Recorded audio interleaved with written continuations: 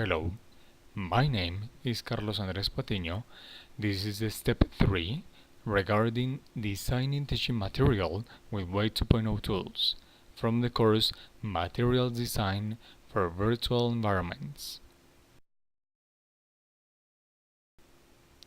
Well, the Web 2.0 tool that I have chosen in this opportunity is ClassTools.net.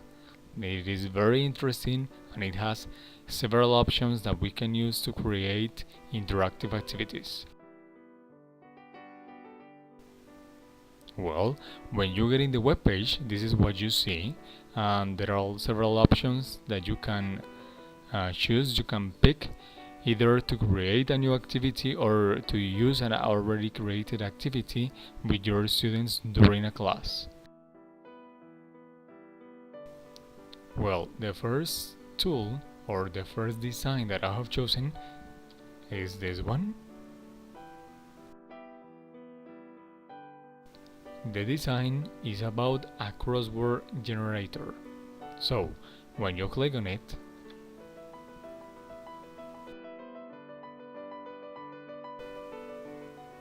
you are going to go to this window or this screen. You're going to add the title. In that same gap you can add some basic instructions, and in the big box you're going to add the questions and the answers for the crossword puzzle. So basically the questions is what the students are going to see, and the answers is what is going to be on the crossword puzzle. Okay? So you add the information in this way, and you have to use an asterisk in the middle between the question and the answer.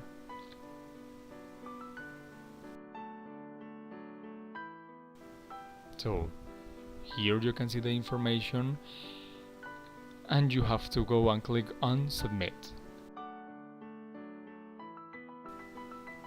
After that, you have the chance to add a password in case you want to edit the activity later. So I just added a very common word, that is aubergine. I hope I'm not going to forget it. And I go and click on OK. Finally, this is the activity. So as you can see in the middle, you're going to see the words that are, in this case, as in the title, it says adjectives. Complete the crossword with the opposite of the adjectives. So you're going to see in the words across and down some adjectives, and you're going to write down in the crossword puzzle the answer that is actually an adjective that is the opposite of that. So for example, number 1 across, it says beautiful, and the answer has 4 letters. So you go there, and you most probably are going to write down with 4 letters ugly, and that's the answer. So if you want, you can hover over a word here in this box in the middle, and you can click on it, and you're going to see the gap on the crossword puzzle that you're going to use to write down the answer, that is an adjective that is the opposite of the one that you are watching, that you are seeing.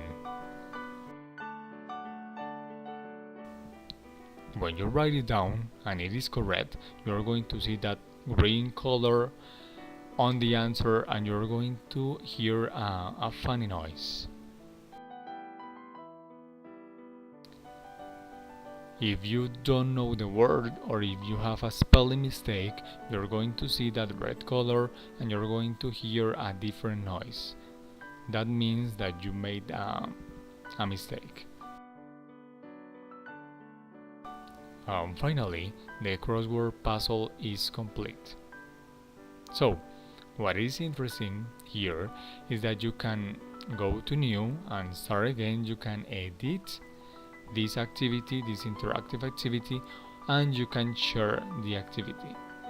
Okay, you can actually also get the PDF for the puzzle and for the answers, but what I think is more interesting is to share this information, to share this activity with your friends, other teachers, or more important, with your students. So, when you share the link, this is what your friends or students or partners get. It is the same activity, the same questions and answers. What is different is the shape of the crossword puzzle. And finally, you can get the PDF file of the activity with the same questions and answers. You can print it out. So this is an interesting activity that your students can either answer in the computer or they can print it out and they can write down the answers.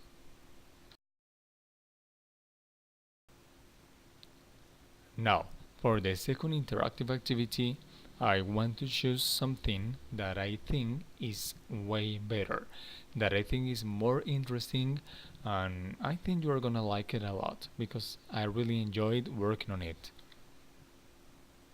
Is this one, the arcade game generator.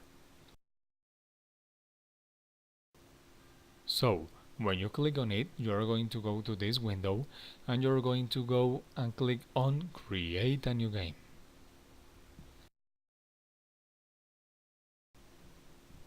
After that, you're going to go to this window, you're going to add the title. In the title you can add some short and general instructions, and again you add the questions and the answers.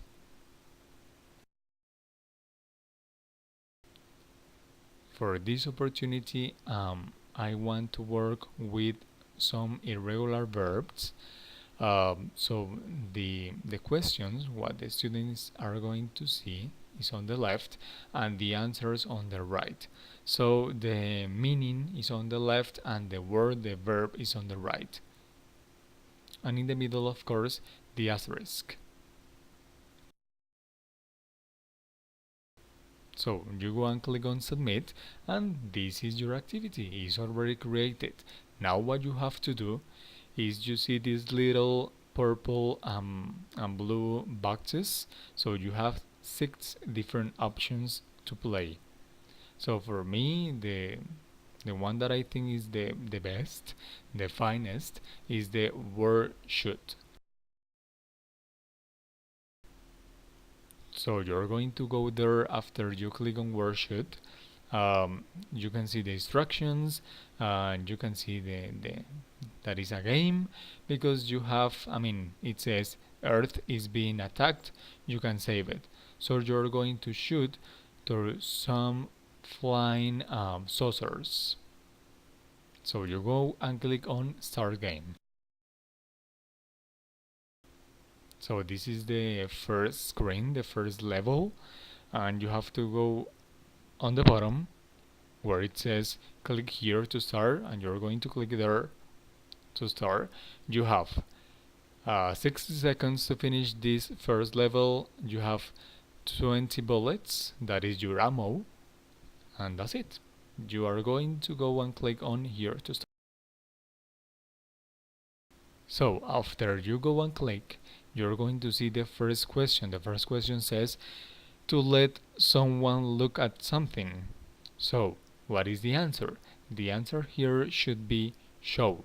So what happens here is that meanwhile you are reading at the question and reading the possible answers, all the flying objects or the flying saucers are moving around.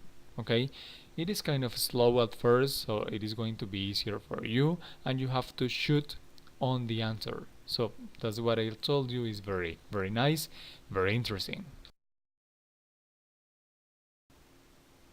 So here I continue playing. I have only 19 seconds left.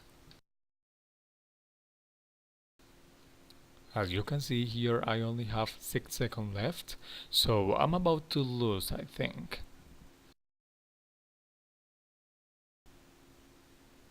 When someone loses, you go to this screen. It means that the game is over. You have to write down your name and you're going to get your final score.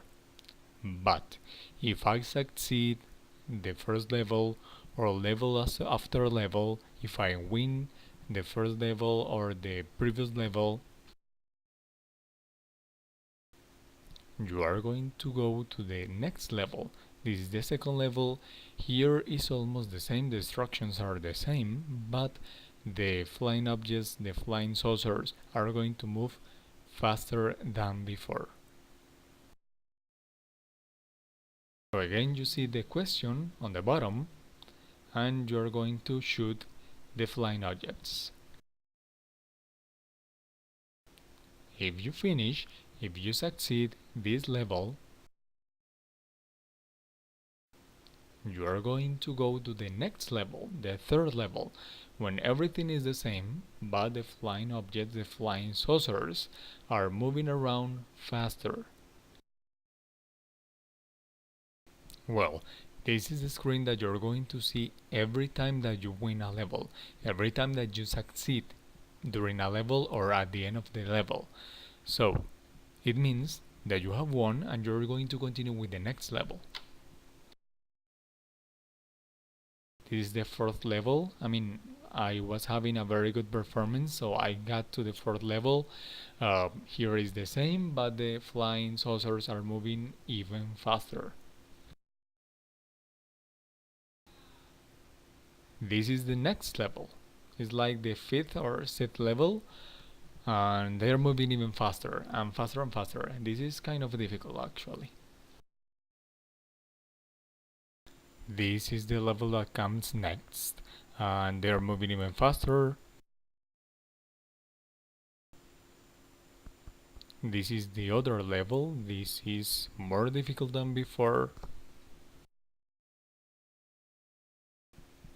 Now, you can see a level that it was almost too difficult for me, because the flying saucers were moving super fast and they were moving very erratically. So it was kind of difficult to shoot them, but I could do it. I could continue with the next level.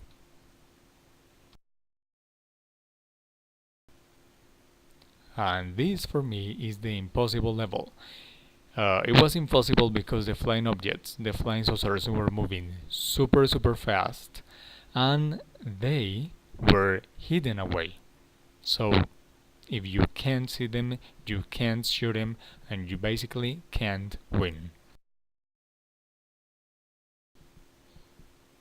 So as you can see here, they are not around. I mean, they are hidden away. You can't see them.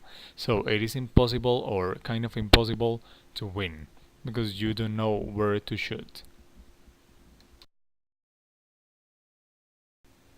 And that's it. I have lost. So this is the end of the path for me. This is the end of the game for me.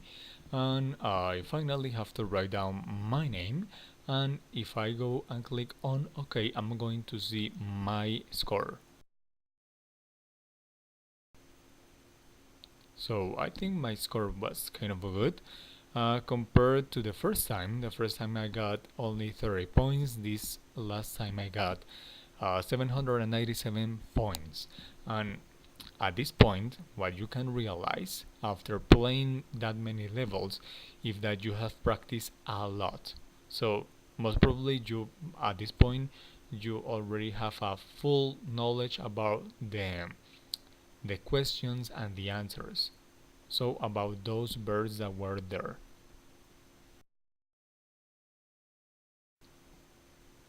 Now, what I want to let you know, what I want to show you now is that you can continue playing the same activities, the same questions, the same instructions, the same answers, but with different games. Remember that you have 6 options. So this is the same activity, but with the game Asteroids. So here basically with the little ship you have to shoot the rock that has the answer. This is another game. This is Pac-Man with the same activities, same answers, same questions. This is another activity. The name is Manic Miner. So it is a funny game, and every time you made a mistake and with the game you have to go back and you have to answer a question, and you're going to get the practice there. This is another game called Pong. It is basically an old ping pong computer game, and every time you made a mistake with the game you have to go back and answer a question. Okay, this is the last game. It is actually not a game. It is the last chance that you have to practice the verbs and the meanings using flashcards. So per each card you got first the meaning, and you flip the card and you get the verb. Well, I think that's it. For me this one was a new tool, but from now on it's going to be one of my favorites. Thanks for watching, have a nice day, and goodbye.